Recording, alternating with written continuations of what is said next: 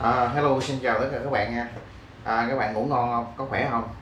Thì mình sau một chuyến câu cá cũng gần một tháng nay rồi, thì sức khỏe cũng rất là tốt và chuẩn bị tinh thần cho cái chuyến câu tiếp theo vào vài ngày sắp tới thưa các bạn. Thì trước giờ mình cũng có thực hiện nhiều chuyến đi câu rồi. Qua các video các bạn cũng thấy đó, nhưng mà chắc có lẽ là mình cũng chưa liệt kê hết những gì mình mang theo. Thế thì hôm nay mình sẽ cho các bạn tìm hiểu thêm về một số dụng cụ đi phượt cũng như là đi câu cá của Hồ Trị An, cũng như là anh em mà mê câu cá, cũng như là anh em nào mà mê đi phượt sẽ biết được phần nào cái dụng cụ câu cá của mình. Và nếu các bạn thấy mình thiếu sót ở chỗ nào các bạn comment bổ sung thêm để cho anh em học hỏi, rồi chúc mình cũng có những cái chuyến đi câu vui vẻ nhé. Nào, bây giờ chúng ta cùng xem cái dụng cụ câu cá của mình mang theo gồm những gì nhé.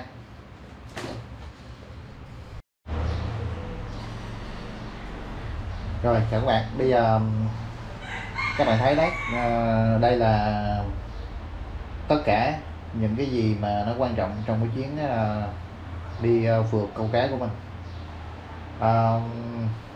Đầu tiên chúng ta phải nói là cái điều quan trọng đó là lửa.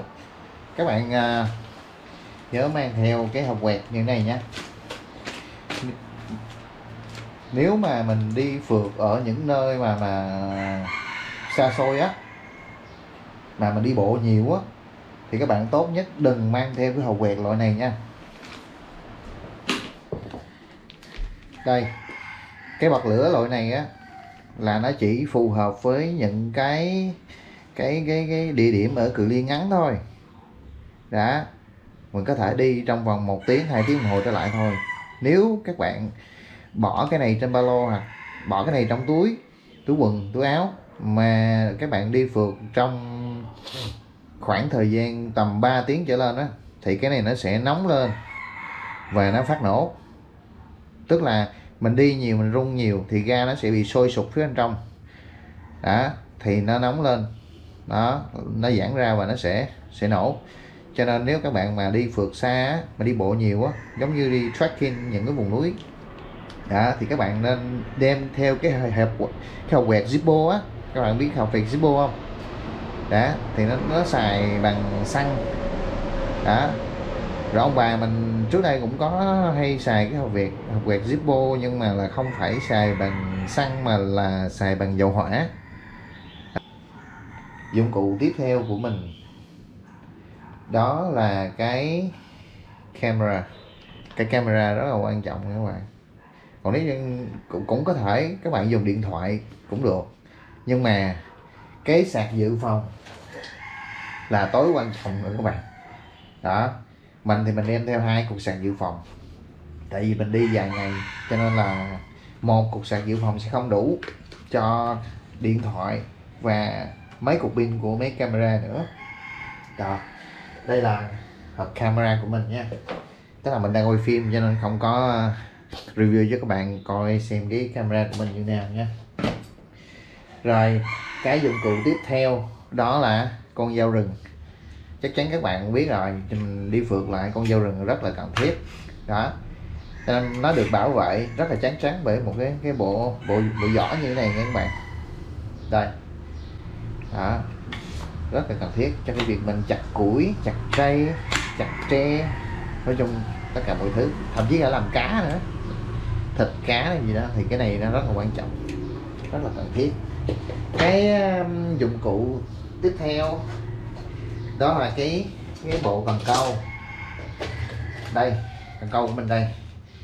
Cần câu cá hoàng đế chủ yếu là dùng cần câu tây các bạn. Cần câu mấy cũng được, nhưng khả năng chiến đấu nó không có cao bằng cần câu tây được. Đây là cái cần câu cá hoàng đế tiêu biểu, nó chỉ là dài 5 mét thôi đó, thì giá nó cũng rẻ. Cái này tính ra nó cũng có 100 mấy chục ngàn cái cũng rẻ lắm. Còn này có mấy chục ngàn cái thôi, không có mắc đâu. Còn các bạn mà có điều kiện hơn thì các bạn có thể mua những cái cần mắc tiền hơn, 1 triệu 2 triệu có thể hơn các bạn nha. Còn đây là cái cần câu máy của mình. Cái này tuy nó nhỏ nhưng cái chịu lực rất là lớn đó. Cái này rê cá lóc cũng được, rê cá hoàng đế cũng được, và câu cá chép cũng được nha. Các bạn nếu có điều kiện á thì các bạn có thể thêm một cái cần câu máy nữa, chứ nhiên cái này là vẫn chưa đủ. Cái tiếp theo, nếu như các bạn mà có ý quay phim, quay video để làm YouTube hay là làm kỷ niệm á, thì tốt nhất bạn nên mang theo cái bó cây chống cần này. Thực tế là khi mình tới mấy cái khu vực thiên nhiên như hồ, sông, suối á, thì có những cái cây rừng để mình chặt cái nhánh đó để mình làm cái cây chống cần. Nhưng mà nó sẽ rất là xấu khi mình quay video á, nó có sự cản trở cái mặt nước của mình, nhìn mặt nước thấy không có rõ. Một vài video của mình đã từng làm rồi đó, mình từng lấy cây rừng mình làm cây chống cần, cho nên là nó ra video không được đẹp, nó che hết cái mặt nước này. Con cá ăn mình không có thấy, hoặc là không có thấy phao. Cái này nó hơi nặng xíu các bạn, thấy vậy chứ cũng khoảng tầm 2 kg mấy á. Rồi cái quan trọng tiếp theo đó là cái này, các bạn biết cái gì không? Rất đơn giản nha. Đó, đây là cái bịch ni lông, nhưng mà nó có cái đường bóp ở đằng trên này. Các bạn nhớ mua về nha. Trước khi đi phượt các bạn nên chuẩn bị như thế này. Tại vì khi bạn đi hồ, đi trên hồ thì nhiều khi lỡ gặp tai nạn hay là bị rớt, chìm ghe hay như thế nào đấy, điện thoại rớt xuống, thì cái này nó bảo vệ được cái điện thoại của bạn nha. Hoặc là những cái vật dụng nhỏ cần thiết nó không có bị vô nước, quan trọng lắm nha các bạn. Còn với những cái vật dụng to, bạn có thể mua ký túi ni lông mới và bọc nó lại cho kỹ nha. Ngoài ra khi mà các bạn lên tới hồ á, các bạn chuẩn bị đi ra đảo, thì các bạn nên cầm trên tay của mình á một chai nước không, tức là một chai nước suối không á. Nếu mà là cái can 5 lít không có đựng gì bên trong á, trống rỗng, vặn cho chặt lại. Biết làm gì không? Khi các bạn không có áo phao á, thì các bạn nắm chặt cái quai, cái quai của cái bình nước suối đó. Khi lỡ có bề gì á, thì cái bình nước suối nó sẽ cứu bạn, và một số đồ câu cá quan trọng nữa. Rồi đây, nhân vật tiếp theo đó là một cái bình giữ nhiệt. Cái này á, bạn có thể pha trà thì nó giữ nhiệt cho bạn tốt trong suốt cả ngày luôn, nó không bị thiêu nữa các bạn. Rồi ngoài ra thì mình cũng không có tiện mang son nồi lên đây được. Nếu các bạn có điều kiện thì các bạn mua cái bộ nấu ăn đi phượt á, nó gọn lắm đó, thì nó sẽ rất hữu ích. Còn mình thì mình mang theo mấy cái nồi 2-3 cái nồi gì đó chồng lên nhau, nó cũng gọn lắm. Rồi cái vấn đề tiếp theo đó là cái này. Đây là cái ống tay. Tại vì mình có cái thói quen á, là mình không có mặc áo giày tay, thỉnh thoảng không có mặc áo giày tay, cho nên mình dùng cái ống tay. Cái này rất cần thiết các bạn. Các bạn xem cái tay mình nè, đen 2 khúc luôn.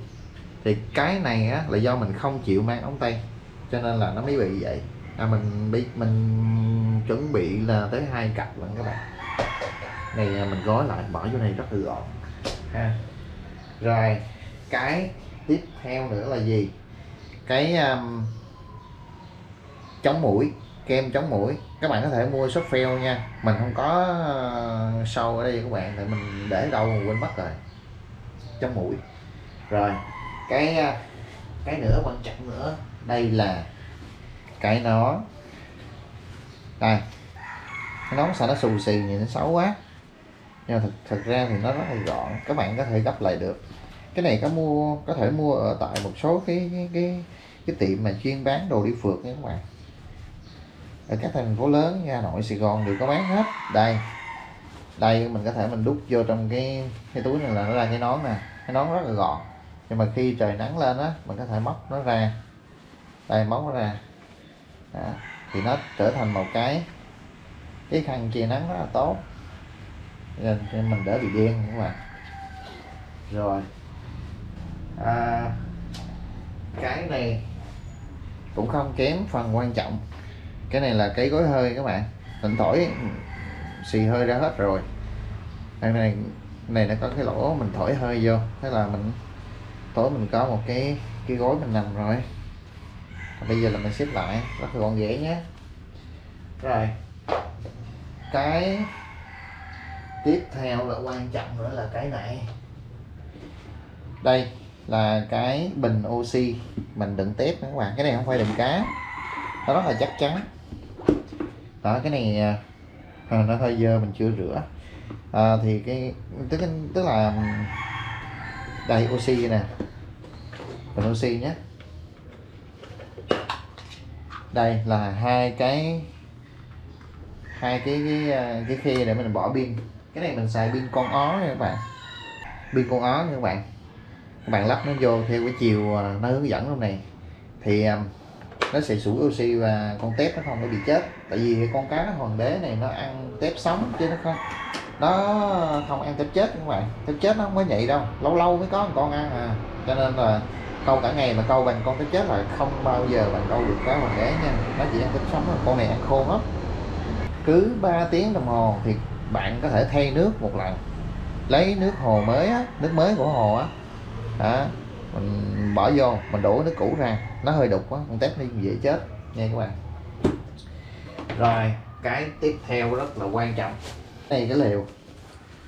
Đây thì mình cũng không có tiện mở ra, các bạn biết cái lều rồi đúng không. Đây thì các bạn nếu trường hợp mà không có mang theo lều á, thì các bạn có thể mang theo cái tấm bạc, cái tấm bạc lớn lớn á, nhưng mà ship đi thì gọn, nhưng mà khi lên tới nơi á, thì lắp đặt nó hơi khó, tại vì các bạn phải chặt cây rừng á, rồi các bạn phải đào những cái lỗ sâu tứ trụ 5 trụ 6 trụ rồi đó để bạn cài đặt cái cột cái tấm bạc đấy cho nó chắc chắn. Tại vì nếu ở khu vực Hồ Trị An á, nếu trường hợp các bạn nhưng mà cột không chắc chắn á, là gió dữ lắm, gió có thể lên cấp 5 cấp 6 có, thì lúc đó là nó thổi bay hết tất cả mọi thứ. Cái lều này á, mình có thể đè những cái vật dụng nặng nặng ở phía bên trong á, thì nó ok, nó cũng không vấn đề gì đáng kể. Rồi cái quan trọng khi mình ngủ, đây là một cái tấm mền gọi là cái chăn các bạn. Thì cái này là tấm vải thôi chứ không phải là cái mền đất nữa, tấm vải dày thôi. Mình hồi xưa mình mua tủ xe, nhưng sau này mình lấy nó mình đi phượt, đất cũng rất là ấm các bạn. Rồi các bạn nên mang theo cái gì khi ngủ nữa nè, cái đôi tất rất quan trọng nha, đôi tất rất quan trọng. Tại vì cái bàn chân của mình á, với lòng bàn chân á là cái phổi của mình, cho nên các bạn nào mà ngủ ở khu vực thiên nhiên mà không có đôi tất chân á, thì các bạn sẽ bị ho rất là nhiều, cái phổi của bạn sẽ bị đau. Đây là một kinh nghiệm mình đã từng đi nhiều mình biết rồi. Nhớ mang thêm một đôi nha, mà đầy đủ nhất các bạn vẫn mang 2 đôi, đó là hay nhất. Rồi các bạn thấy cái đằng sai là cái gì không? Đây cái dù câu rất là quan trọng nha. Mình có mấy cái dù lận, cái này cái dù mini tiện dễ review các bạn xem thôi. Những khu vực đó các bạn đi câu mà không có dù các bạn khó lắm. Nói chung là nó khó mà có được bóng mát. Cái dù này sẽ cho mình bóng mát rất là tốt khi đi câu cá. Rồi cái gì nữa nha. Rồi tiếp theo đây là cái cũng quan trọng lắm đây các bạn. Đây là cái hộp đựng đồ nghề câu cá. Ở trong này là có phao, rồi chì, rồi lưỡi, rồi dao, rồi chỉ, rồi kim, rồi tùm lum thứ hết đó. Lúc nào đó mình có thời gian mình sẽ review cho các bạn xem cái hộp đồ câu mình có gì nhé. Rồi ok, rồi một cái quan trọng nữa đó là cái giỏ đựng cá. Nhìn thấy nó cũng hơi bự các bạn. Nếu mà ở cự ly gần các bạn có thể mang theo được cái giỏ đựng cá ha. Còn nếu không á thì các bạn có thể mang theo cái giỏ mini như thế này. Tức là các bạn không cần phải mang cái giỏ bự này nha. Các bạn có thể mang theo cái này chỉ là cái giỏ lưới thôi. Cái này mình tự may, hoặc là mình có thể mua ở các cái tiệm mà đồ câu á, người ta cũng có bán. Là các cái tiệm mà bán lưới rồi á, người ta cũng có bán, cái bán lẻ á. đó, mình có thể mua một tấm như thế này, nó sẽ gọn hơn cái vỏ như thế này các bạn. Rồi các bạn thấy đồ đi phượt của mình có đơn giản không ạ? Các bạn có ý kiến gì thì các bạn để lại ý kiến ở dưới phần bình luận nha, để cho mình biết, rồi anh em mình cùng nhau có cái kinh nghiệm về đi phượt nó sẽ tốt hơn. Chưa chắc gì mình nói đã đủ đâu. Các bạn đã lắng nghe rồi, nhớ thảo luận bình luận bên dưới nha, nó quan trọng lắm. Rồi các bạn có thấy video mình hay thì cho mình cái đăng ký kênh, like và nhớ bật cái chuông nha, cái chuông cá râu, để đừng có bỏ lỡ những cái video tiếp theo. Rồi thân ái kính chào các bạn, chào các bạn nha.